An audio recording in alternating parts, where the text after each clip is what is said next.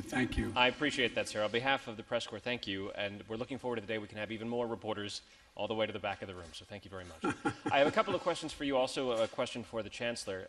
But Mr. President, with respect to Latin America and the developments there in the last week plus, Yes. what are the circumstances under which you would send American troops to Haiti?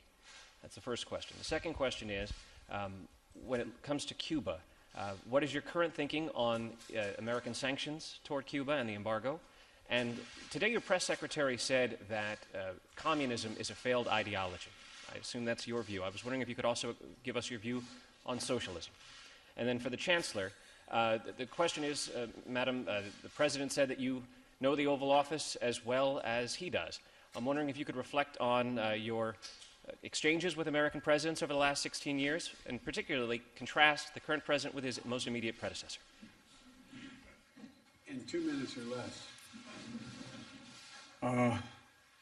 Obviously, I know why they elected you president. Well, let me start off by answering the question relative to Haiti and Cuba. And communism is a failed system, universally failed system. And I don't see socialism as a very useful substitute, but that's another story.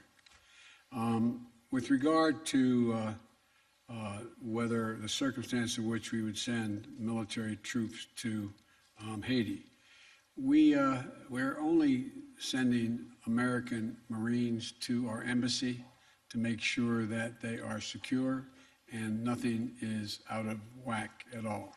But the idea of sending American forces into Haiti is not on the agenda at this moment, number one. Number two, with regard to Cuba, Cuba is unfortunately, a failed state in repressing their citizens.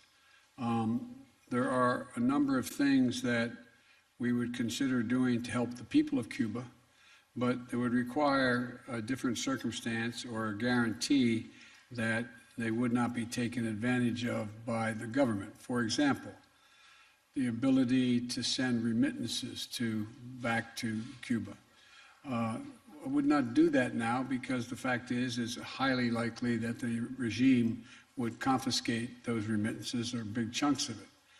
With regard to they need COVID they have a COVID problem in Cuba, I would be prepared to give significant amounts of vaccine if, in fact, I was assured an international organization would administer those vaccines and do it in a way that average citizens would have access to those vaccines.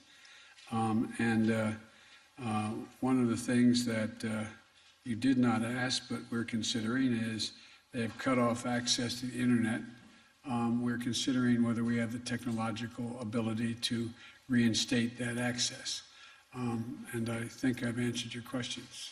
Thank you.